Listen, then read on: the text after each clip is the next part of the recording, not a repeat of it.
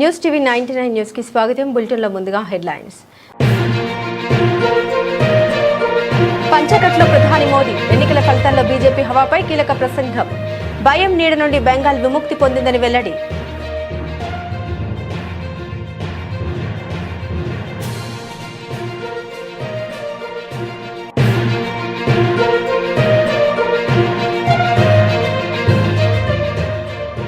భారత్ భారీ క్షిపణి ప్రయోగం. బంగాళాఖాతంలో 3550 కిలోమీటర్ల no fly zone.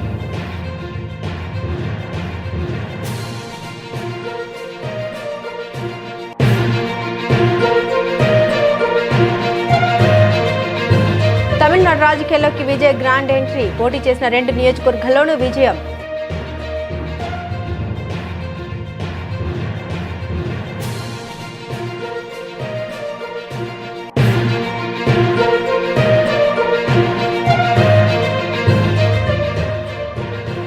Bengal assembly ఎన్నికల్లో ఆర్జికర్ మృతురాలి తల్లి విజయం. పానిహాట్ నుండి బీజేపీ తరపున పోటీ చేసి గెలుపు.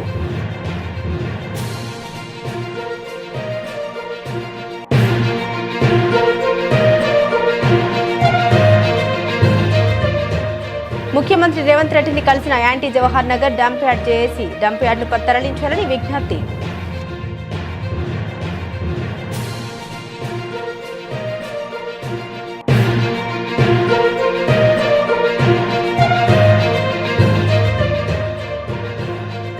ఇకపై 24 గంటల్లోనే వాహన రిజిస్ట్రేషన్. సీఎం చంద్రబాబు కీలక ఆదేశాలు.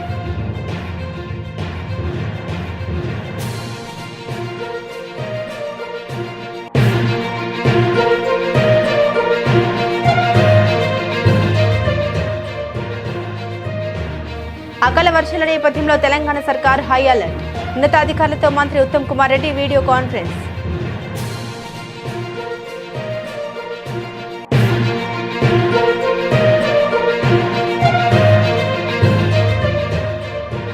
విజయ్ సినిమాల్లోనే కాదు ప్రజల్లోనూ హీరో అనిపించుకున్నారు. తమిళనాడులో టీవీకే విజయంపై స్పందించిన అంబటి రాంబాబు.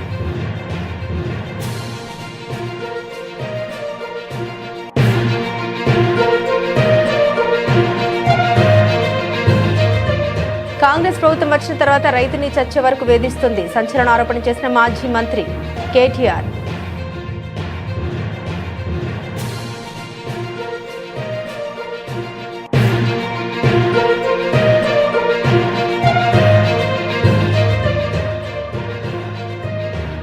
ఈవీఎంలతో గెలిచిన ఎమ్మెల్యేలు అయిన మీరు రాజకీయ విమర్శలు చేయడం హాస్యాస్పదం. వైసీపీ నేత కార్మూర్ వెంకటరెడ్డి ఎద్దేవా.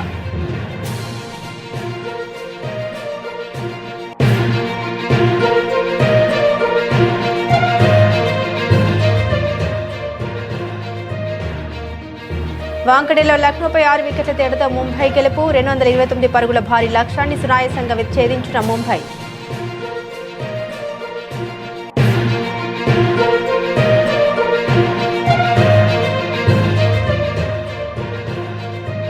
పశ్చిమాసియాలో ఉద్రిక్తతలు, నష్టాల్లో దేశీయ సూచీలు.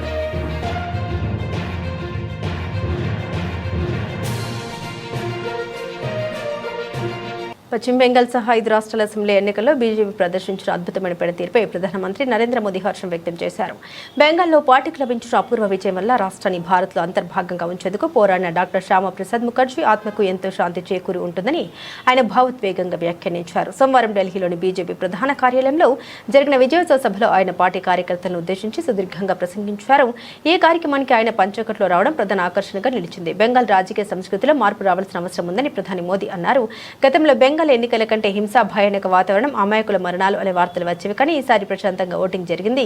ఓటింగ్ సమయంలో ఒక్క ప్రాణం కూడా పోలేదు. ప్రజాస్వామ్య పండుగలో ప్రజల గొంతు వినిపించింది. తొలిసారిగా భయంపై ప్రజాస్వామ్యం గెలిచిందని ఆయన పేర్కొన్నారు. साथियों, इस जीत के साथ साथ वंदे मातरम के 150वें वर्ष में भारत माता को और ऋषि बंकिम जी को बंगाल के लोगों ने अपना सादर नमन प्रेषित किया है। योगीराज श्री अरविंदो को भी मतदाताओं ने ऐतिहासिक श्रद्धांजलि दी है। साथियों, बंगाल में हमारे कितने ही कार्यकर्ताओं ने अपना जीवन इस जीत के लिए समर्पित किया है। भाजपा की कितनी महिला कार्यकर्ताओं को तमाम अत्याचार सहने पड़े हैं। आप कल्पना नहीं कर सकते कि केरल में और बंगाल में भाजपा के हर कार्यकर्ता को कितनी मुसीबतें झेलनी पड़ी है, उन पर कितने जुल्म हुए हैं, कितने अत्याचार हुए हैं। मैं आज बंगाल में भारतीय जनता पार्टी की सफलता का श्रेय ऐसे सभी कार्यकर्ताओं को, उनके परिवारों को देता हूं। मैं जीत बंगाल की जनता को समर्पित करता हूं। इस महाविजय की दहलीज पर खड़े होकर हम गुरुदेव टैगोर को भी याद कर रहे हैं। 25 बैशाख 9 मई का दिन दूर नहीं है। हमारा संकल्प भी वही होना चाहिए जो उनका स्वप्न था। एक ऐसा परिवेश जहां मन भय मुक्त हो और सिर ऊंचा हो।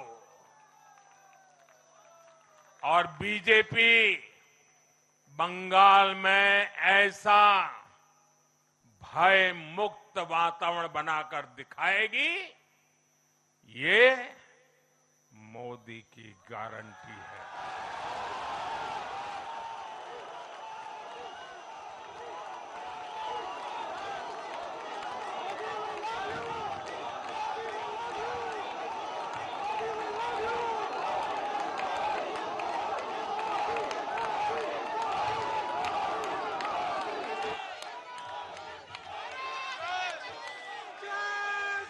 साथियों,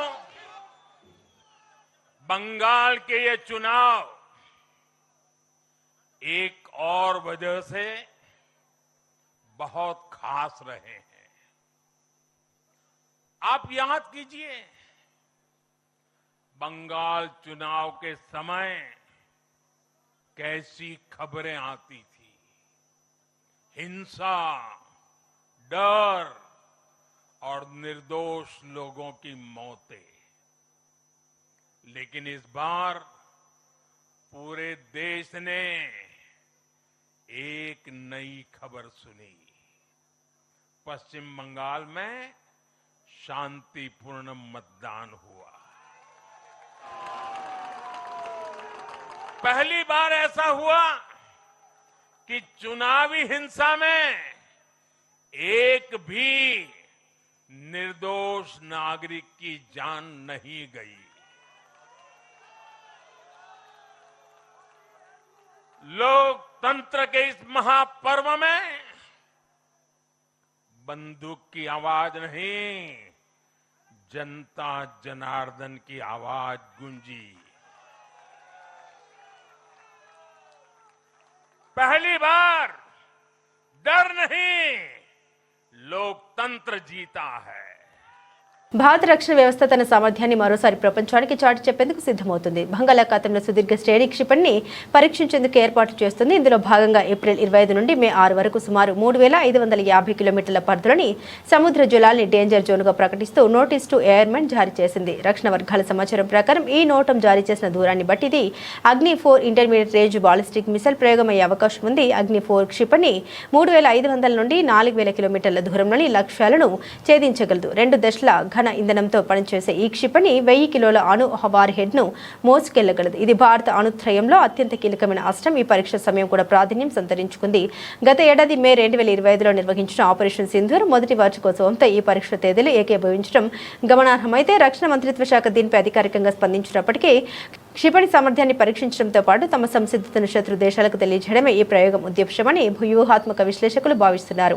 ఇటీవల కాలంలో భారత్ తన వ్యూహాత్మక క్షిపణుల పరీక్షలను ముమ్మరం చేసింది. అగ్ని సిరీస్ జలాంతర్గామి నుండి ప్రయోగించే K4 హైపర్సోనిక్ క్షిపణితో పాటు బ్రహ్మోస్ క్రూయిజ్ క్షిపణి పరిధిని 800 కిలోమీటర్లకు పెంచే ప్రయత్నాలు కూడా జరుగుతున్నాయి. ఈ వరుస పరీక్షలు భారత సైనిక ఆధునీకరణలో భాగమని స్పష్టం అవుతుంది. నోటం జారీ చేయడం ద్వారా నిర్దేశిత ప్రాంతంలో పౌర విమానాల రాకపోకలు నిలిపివేస్తారు. ఇది క్షిపణి పరీక్షలు సైనిక కార్యకలాపాలు సురక్షితంగా ఎలాంటి అంతరాయం లేకుండా జరిగేందుకు వీలు కల్పిస్తుంది.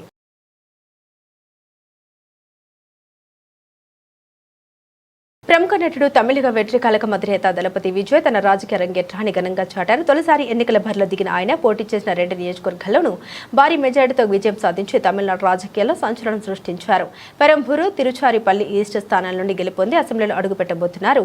వివరాల్లోకి వెళ్తే పెరంబూరు నియోజకవర్గంలో విజయ్ తన సమీప ప్రత్యర్థి డీఎంకే అభ్యర్థి ఆడి శేఖర్పై ఏకంగా 53,715 ఓట్ల భారీ ఆధిక్యంతో గెలుపొందారు. ఈ ఎన్నికల విజయ్కు 1,20,365 ఓట్లు రాగా శేఖర్కు కేవలం 66,650 ఓట్లు మాత్రమే పోలయ్యాయి. ఇక్కడ పీఎంకే అభ్యర్థి 3వ స్థానంలో నిలిచారు. అదేవిధంగా తిరుచాపల్లి ఈస్ట్ నియోజకవర్గంలోనూ విజయ పరంపర కొనసాగించారు. ఇక్కడ డీఎంకే అభ్యర్థి ఎస్ ఇనిగో ఇరుదయరాజ్పై 27,416 ఓట్ల మెజారిటీతో విజయం సాధించారు. ఈ స్థానంలో విజయ్కు 91,381 ఓట్లు, ఇరుదయరాజ్కు 63,965 ఓట్లు లభించాయి. అన్నా డీఎంకే అభ్యర్థి 3వ స్థానానికి పరిమితమయ్యారు. ఈ మేరకు తన విజయాలపై విజయ్ ఎన్నికల అధికారి నుండి సర్టిఫికెట్లు అందుకున్నారు.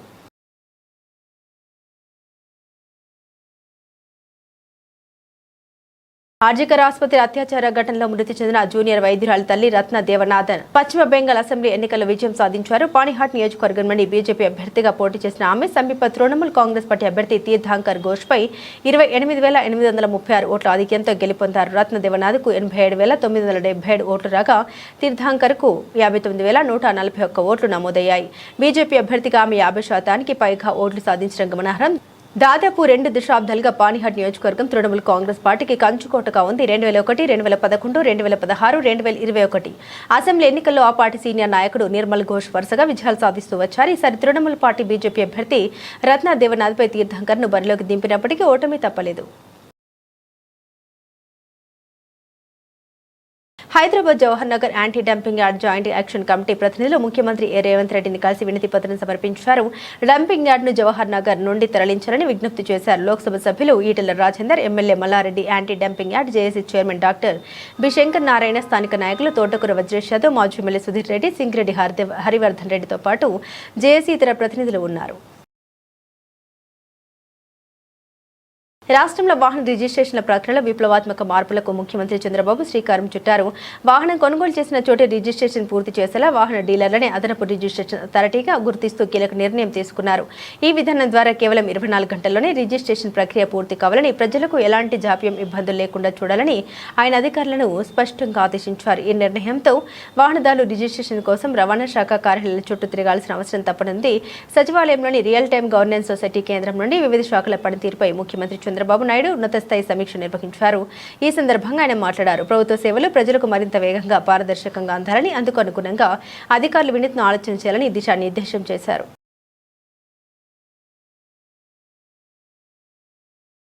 అకాల వర్షాల నేపథ్యంలో తెలంగాణ ప్రభుత్వం అప్రమత్తమైంది. రాష్ట్రంలో కురుస్తున్న అకాల వర్షాలు, ఎదురుగాలుల నేపథ్యంలో రైతులు నష్టపోకుండా ఉండేందుకు ప్రభుత్వం ముందస్తు చర్యలు చేపట్టింది. ఈ మేరకు పౌర సరఫరాల శాఖ మంత్రి ఉత్తమ్ కుమార్ రెడ్డి ఉన్నతాధికారులతో వీడియో కాన్ఫరెన్స్ నిర్వహించి ధాన్యం కొనుగోలుపై కీలక ఆదేశాలు జారీ చేశారు. ఈ సందర్భంగా మంత్రి ఉత్తమ్ మాట్లాడారు. రాష్ట్ర వ్యాప్తంగా ఏర్పాటు చేసిన 8,575 కొనుగోలు కేంద్రాల ద్వారా ఇప్పటి వరకు 14.80 లక్షల మెట్రిక్ టన్నుల ధాన్యం ప్రభుత్వం సేకరించింది. కొనుగోలు చేసిన ధాన్యానికి సంబంధించి 2,01.96 కోట్లను రైతుల బ్యాంకు ఖాతాల్లో చేశాం. రానున్న 3 నుండి 4 రోజుల పాటు అకాల వర్షాలు పడే అవకాశం ఉంది. అధికారులు అప్రమత్తంగా ఉండాలి. ఎదురుగాలు వర్షాల తీవ్రత ఎక్కువగా ఉండే అవకాశం ఉన్నందున నల్గొండ, నిజామాబాద్ జిల్లాలపై ప్రత్యేక ఫోకస్ పెట్టాలని తెలిపారు. సింగిల్ గానే సింహం పోటీ చేస్తోందని, గర్జిస్తుందని విజయ్ నిరూపించుకున్నారని మాజీ మంత్రి అంబటి రాంబాబు అన్నారు. తమిళనాడు ఎన్నికల ఫలితాల్లో ప్రభంజనం సృష్టించిన టీవీకే పార్టీ అత్యధిక సీట్లు గెలవడం పట్ల టీవీకి అధినేత విజయ్కు అంబటి రాంబాబు శుభాకాంక్షలు తెలిపారు. విజయ్ సినిమాల్లోనే కాదు ప్రజల్లోనూ హీరో అనిపించుకున్నారని అభినందించారు. చాలా మంది విశ్లేషకులు స్టాలిన్ పరిపాలన చాలా బాగుంది తమిళనాడులో అని వదలగొట్టినప్పటికీ కూడా ప్రభుత్వ వ్యతిరేకత మెండుగా ఉండటం వల్ల బాబు కొడుకులు ఇద్దరు కూడా ఓటమి పాలు కావాల్సినటువంటి పరిస్థితి ఏర్పడింది. ఇది కొంత ఆశ్చర్యాన్ని కలిగించేటటువంటి అంశం. ఇంకా విజయ్ విషయానికి వస్తే విజయ్ చాలా రికార్డులు సృష్టించాడు. ప్రారంభం నుంచి అతను పార్టీ పెట్టిన దగ్గర నుంచి గెలిచేంత వరకు ఎక్కడ జరగకోకుండా ముందుకు వెళ్ళాడు. సాహసోపేతంగా ముందుకు వెళ్ళాడు. ఒక్క మాటలో చెప్పాలంటే సినిమాలోనే హీరో కాదు, ప్రజల మధ్యన కూడా హీరో అనేటువంటి మాట అనిపించుకోగలిగాడు. కాబట్టి విశ్వాసం పెరిగింది, ప్రజలు ఆయన పక్కన మొగ్గారని నేను అభిప్రాయపడుతున్నా. ముఖ్యంగా ఆయన మీద ఈడీ కేసులు పెట్టారు, ఆయన ఇబ్బంది పెట్టేటటువంటి ప్రయత్నం చేశారు. చివరికి ఆయన సినిమాను కూడా రిలీజ్ చేయకోకుండా జాగ్రత్తలు తీసుకున్నారు. కుటుంబ తగాదాల గురించి రెచ్చగొట్టేటటువంటి ప్రయత్నం చేశారు. అనైతికమైన విషయాలను ఆయన మీద రుద్ది ఆయన అపాస్పాలు చేయాలని ప్రయత్నం చేశారు. అయినా విజయ్ మాత్రం ఒకటే చెప్పారు, బీజేపీ వాళ్ళు పొత్తుకు రమ్మన్నా, ఇంకా అనేక మంది పొత్తుకు రమ్మన్నా నేను పొత్తులకు వెళ్ళను, ఒక్కడనే పోటీ చేస్తాను, సింగిల్ గానే సింహం పోటీ చేస్తుందని గర్జించాడు. ఆ గర్జించినటువంటి గర్జన ప్రజలు విని వీర వేశారు, ఆయన గెలిపించి అధికారంలోకి తీసుకొచ్చారు. ఇది చాలా మందికి గుణపాఠం కూడా కావాల్సినటువంటి అవసరం ఉంది. సాహసిస్తే తప్ప అధికారం రాదు అనేది చాలా స్పష్టమైనటువంటి సందేశాన్ని విజయ్ ఇచ్చాడనే విషయాన్ని మనం ఇక్కడ గమనించాలి. చాలా మంది రాజకీయ పార్టీలు పెట్టారు, ఈవెన్ తమిళనాడులో కూడా రాజకీయ పార్టీలు పెట్టారు, ఈయనకన్నా పెద్ద స్టార్లు అనుకునే వాళ్ళు కూడా పెట్టారు. కానీ ప్రజల మధ్యన నెగ్గలేకపోయారు, కొంతమంది వెనక్కే వెళ్ళిపోవాల్సిన పరిస్థితి ఏర్పడింది. అంతేకాదు పక్క రాష్ట్రాల్లో కూడా అనేక మంది సినిమా స్టార్స్ రాజకీయ పార్టీలు పెట్టారు, కాలగర్భంలో కలిసిపోయే విధంగా చేశారు. ఒక్క నందమూరి తారక రామారావు గారు మాత్రం ఇదే పద్ధతుల్లో సాహసంగా ముందుకు వెళ్ళాడు. ఏత బోత నేను చెప్పదలుచుకున్నది ఏమిటంటే, రాజకీయాల్లోకి వచ్చిన వాడు ఎంతో కొంత మొండితనం లేకపోతే కుదరదు అని తేల్చేశాడు విజయ్ కూడా. అనేకమైనటువంటి ఇబ్బందులు పెట్టారు, అనేకమైన ఆశలు చూపారు, ఎవరితోనూ కలవకోకుండా మొండిగా పోరాటం చేసి విజయ డంకా మోగించాడు. అందువల్ల సాహసం సాయరా డింబక అని ఒక సినిమాలో ఎస్వి రంగారావు అంటాడు. అదేవిధంగా సాహసం చెయ్యందే రాజకీయాల్లో ముందుకు వెళ్ళలేమనే విషయాన్ని గమనించాలని ఈ సందర్భంగా నేను చెప్పదలుచుకున్నా. కొన్నిసార్లు సాహసాలు విఫలం అవ్వచ్చు, కానీ ఆ విఫలం కూడా పునాదులు పడతాయి. కాంగ్రెస్ ప్రభుత్వం వచ్చిన తర్వాత రైతును చచ్చేంత వరకు వేధిస్తుందని బీఆర్ఎస్ కార్యనిర్వాహక అధ్యక్షుడు కేటీఆర్ మండిపడ్డారు. శనగ పంట వచ్చి నెల రోజులైనా ఇప్పటి వరకు ఆ పంటను ప్రభుత్వం కొనుగోలు చేయలేదని ఆయన ఆగ్రహం వ్యక్తం చేశారు. రైతు భరోసా ఇప్పటి వరకు సరిగా ఇవ్వలేదన్నారు. అన్ని పంటలు కొనుగోలు చేస్తామని చెప్పి రైతుల్ని ప్రభుత్వంలోని నేతలు పచ్చి మోసం చేశారని విమర్శించారు.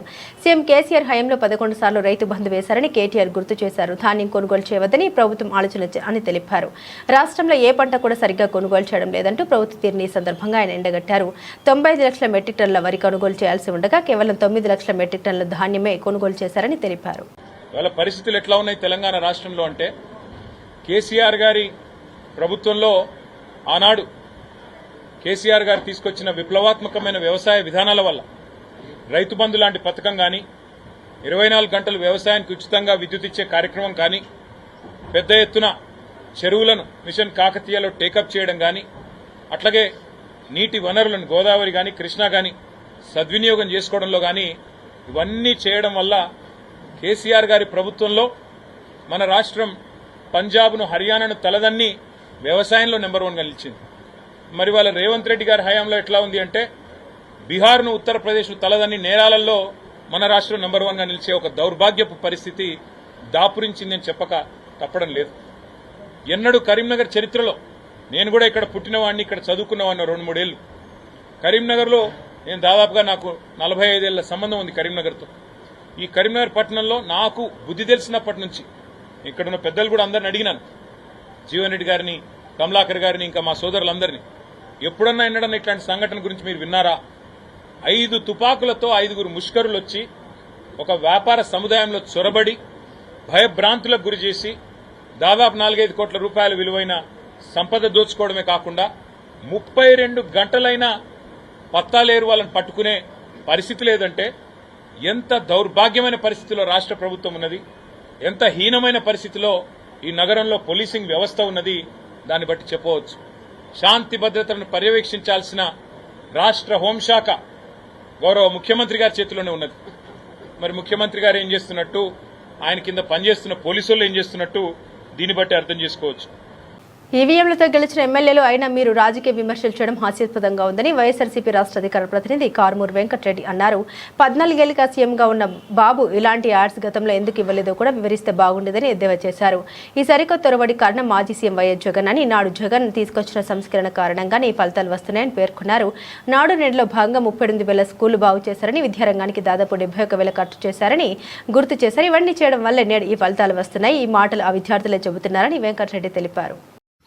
ఇక్కడ చూస్తే గొడ్డలి పార్టీ పాలనలో రాష్ట్రానికి పెట్టుబడులు రాలేదు, క్రెడిట్ చోరీ నినాదంతో ప్రజలను మభ్యపెడుతుంది మంత్రులు పార్థసారథి, రాంప్రసాద్ రెడ్డి ధ్వజం. రాష్ట్రంలో గత 5 ఏళ్లలో గొడ్డల పార్టీ పాలనలో పెట్టుబడులు రాలేదని మంత్రులు పార్థసారథి, రాంప్రసాద్ రెడ్డి అన్నారు. బాధ్యతగా ఉండాల్సిన వైకాపా విధ్వంసాలు సృష్టించడానికి యత్నిస్తుంది. ఆ పార్టీ ఇటీవల క్రెడిట్ చోరీ నినాదంతో ముందుకు సాగుతుంది. కొద్దిగన్నా సిగ్గు లేదు వీళ్ళిద్దరికి. సిగ్గా శర్మ. ఇదే పార్థసారథి 5 సంవత్సరాలు వైఎస్ఆర్ కాంగ్రెస్ పార్టీ ప్రభుత్వంలో ఎమ్మెల్యేగా ఉన్నారు. అనేక ప్రెస్ మీట్లు పెట్టి ఏ కంపెనీలు వైఎస్ఆర్ కాంగ్రెస్ పార్టీ ప్రభుత్వంలో పెట్టుబడులు పెట్టినాయో, ఎంతెంత పెట్టుబడులు పెట్టినాయో ఈయనే ప్రెస్ మీట్లో చెప్పాడు. చెప్పి ఈరోజు ఒక్క పెట్టుబడి కూడా రాలేదని చెప్పి మాట్లాడుతున్నాడు. అసలు ఇంట్లో వాళ్ళన్నా నవ్వుతారు అనే సిగ్గు కూడా కొద్దిగా కూడా లేకపోతే ఎట్లా? నువ్వే కదా ప్రెస్ మీట్లు పెట్టి గడిచిన 5 సంవత్సరాల్లో వైఎస్ఆర్ కాంగ్రెస్ పార్టీ ఆఫీసులో ప్రెస్ మీట్లు పెట్టి మరి ఎన్నెన్ని కంపెనీలు వచ్చినాయో లెక్క చెప్పావు. ఇప్పుడే ఒక్క కంపెనీ కూడా రాలేదంటున్నావు. 2 ఎవరిది గొడ్డల పార్టీ? మీ పక్కన రాంప్రసాద్ రెడ్డి మంత్రి ఉన్నాడు. నిన్న ఇదే రాంప్రసాద్ రెడ్డి ఎమ్మెల్యేగా ఉన్నటువంటి నియోజకవర్గంలో రాయచోటిలో వైఎస్ఆర్ కాంగ్రెస్ పార్టీ నేత దశరథ రామిరెడ్డిని వేట కొడవలతో నరికారు. నిన్న హాస్పిటల్లో ఉన్నారు, ఈరోజు చికిత్స పొందుతూ. ఇప్పుడు చెప్పండి ఎవరిది గొడ్డల పార్టీ? వేట కొడవలతో నరికేటటువంటి పార్టీ మీది. నరుకుడు పార్టీ, చంపుడు పార్టీ అంటే మీ తెలుగుదేశానికి కరెక్ట్గా సూట్ అవుతుంది. విధ్వంసం మీరు గారు సృష్టిస్తుంది.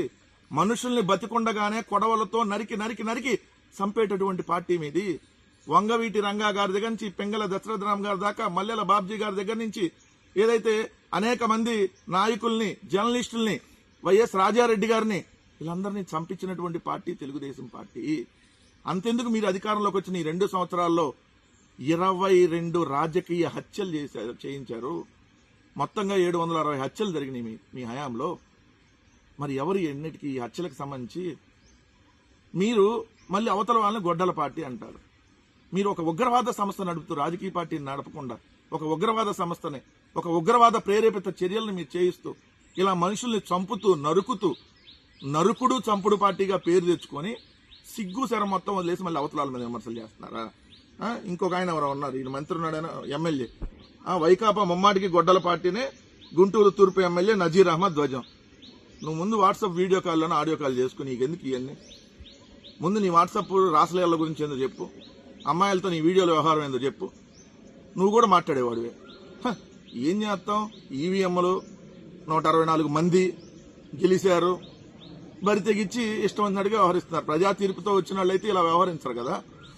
నడి రోడ్డు మీద రషీద్ దగ్గర నుంచి నంద్యాలలో సుబ్బారాయుడు దాకా, అదేవిధంగా మన గురజాల పిన్నెల్లి గ్రామంలో వైఎస్ఆర్ కాంగ్రెస్ పార్టీ దళిత నాయకుడిని చంపిన దాకా ఎన్ని మరణాలు, ఎంతమందిని చంపుతారు మీరు?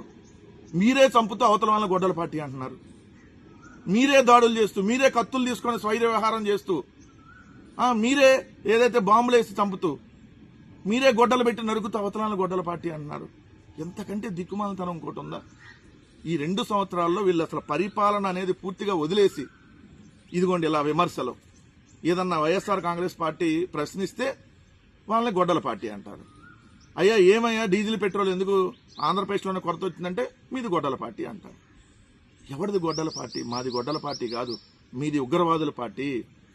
మీది ఉగ్రవాదుల పార్టీ అనేది ఖచ్చితంగా మీకు సోట అయితే. టెర్రరిస్టులు మీ పార్టీలో ఉండేవాళ్ళు మనుషులు కాదు. ఐపీఎల్ 2026లో భాగంగా వాంఖేడే స్టేడియంలో జరిగిన భారీ స్కోర్ల మ్యాచ్లో ముంబై ఇండియన్స్ ఘన విజయం సాధించింది. లక్నో సూపర్ జైంట్స్ నిర్దేశించిన 229 పరుగుల భారీ లక్ష్యాన్ని మరో 8 బంతులు మిగిలి ఉండగానే 4 వికెట్లు కోల్పోయి ఛేదించింది. ఓపెనర్లు ర్యాన్ రికల్టన్ 32 బంతుల్లో 83, రోహిత్ శర్మ 44 బంతుల్లో 84 వీర విహారం చేసి ముంబై విజయాన్ని సులభతరం చేశారు. టాస్ గెలిచి బౌలింగ్ ఎంచుకున్న ముంబై ఇండియన్స్ కు లక్నో బ్యాటర్లు చుక్కలు చూపించారు. ముఖ్యంగా నికోలస్ పూరన్ విధ్వంసకర ఇన్నింగ్స్ తో స్కోర్ బోర్డును పరుగులు పెట్టించాడు. అతనికి మిచెల్ మార్ష్, హిమత్ సింగ్ తోడవడంతో లక్నో నిర్ణీత 20 ఓవర్లో 5 వికెట్ల నష్టానికి 228 పరుగుల భారీ స్కోర్ చేసింది. ముంబై బౌలర్లో కార్బిన్ బాష్ 2 వికెట్లు తీశాడు. భారీ లక్ష్య ఛేదనలో ముంబైకి ఓపెనర్లు రోహిత్ శర్మ, రియాన్ రికల్టన్ అదిరిపోయే ఆరంభాన్ని ఇచ్చారు. వీరిద్దరూ తొలి వికెట్కు కేవలం 10.5 ఓవర్లలోనే 143 పరుగులు జోడించి మ్యాచ్ను లక్నో చేతుల్లోంచి లాగేశారు. ముఖ్యంగా రికల్టన్ 8 సిక్సర్లతో విరుచుకుపడ్డారు. వీరిద్దరూ అవుట్ అయ్యాక తిలక్ వర్మ, సూర్యకుమార్ యాదవ్ త్వరగానే పెవిలియన్ చేరిన నబందీర్, బిల్జాక్స్ నాట్అవుట్ మిగిలిన పని పూర్తి చేసి ముంబైకి అద్భుత విజయాన్ని అందించారు.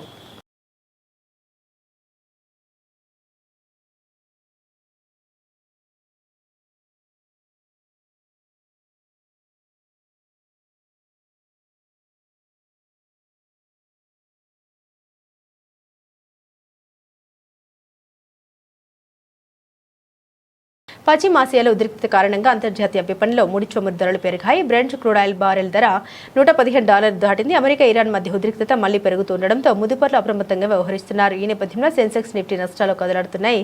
గత సెషన్ ముగింపు పోల్చుకుంటే మంగళవారం ఉదయం దాదాపు 250 పాయింట్ల నష్టంతో 77,103 వద్ద మొదలైన సెన్సెక్స్ ఆ తర్వాత మరింత కిందకు పడిపోయింది. ఉదయం 10:15 సమయంలో సెన్సెక్స్ 455 పాయింట్ల నష్టంతో 76,813 వద్ద కొనసాగుతుంది. మరోవైపు నిఫ్టీ కూడా సెన్సెక్స్ బాటలోనే సాగుతుంది. ప్రస్తుతం 140 పాయింట్ల నష్టంతో 23,978 వద్ద కదలాడుతుంది. మళ్లీ 24,000 మార్కు దిగువకు పడిపోయింది.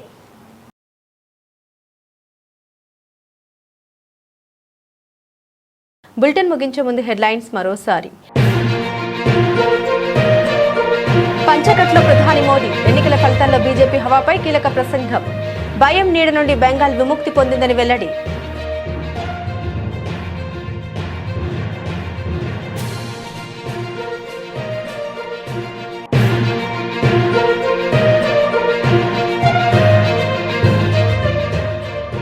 భారత్ భారీ క్షిపణి ప్రయోగం. బంగాళాఖాతంలో 3,550 కిలోమీటర్ల no fly zone.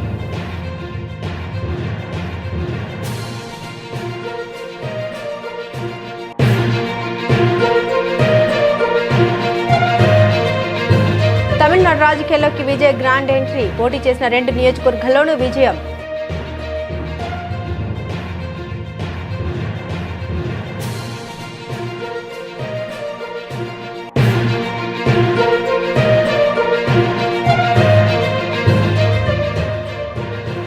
Bengal assembly ఎన్నికల్లో ఆర్జికర్ మృతురాలి తల్లి విజయం. పానిహాట్ నుండి బీజేపీ తరపున పోటీ చేసి గెలుపు.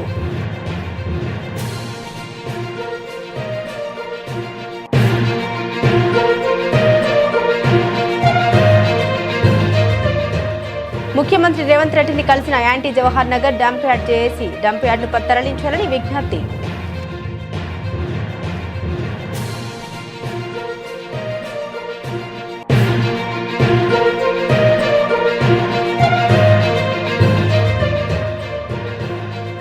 ఇకపై 24 గంటల్లోనే వాహన రిజిస్ట్రేషన్. సీఎం చంద్రబాబు కీలక ఆదేశాలు.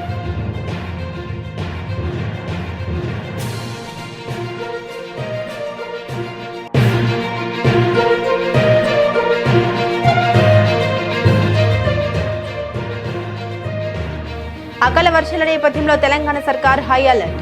ఉన్నతాధికారులతో మంత్రి ఉత్తమ్ కుమార్ రెడ్డి వీడియో కాన్ఫరెన్స్.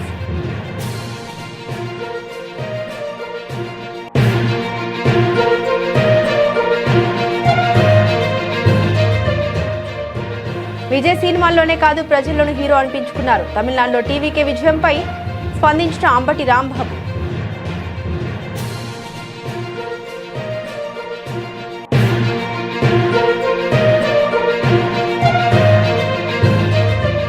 కాంగ్రెస్ ప్రభుత్వం వచ్చిన తర్వాత రైతుని చచ్చే వరకు వేధిస్తుంది. సంచలన ఆరోపణ చేసిన మాజీ మంత్రి కేటీఆర్.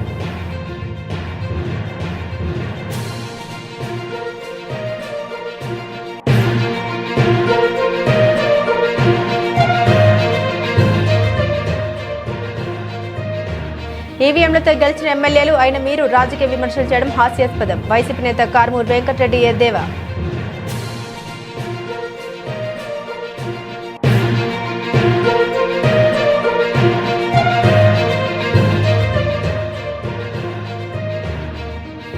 వాంకడేలో లక్నోపై 6 వికెట్ల తేడాతో ముంబై గెలుపు. 229 పరుగుల భారీ లక్ష్యాన్ని సునాయాసంగా ఛేదించిన ముంబై.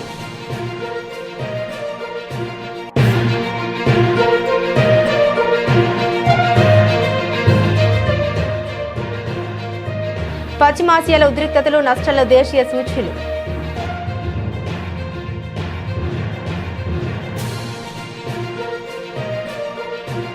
ఇవి బులెటిన్లోని విశేషాలు. తిరిగి మరో బులెటిన్తో మళ్ళీ కలుసుకుందాం. అంతవరకు సెలవు. నమస్కారం.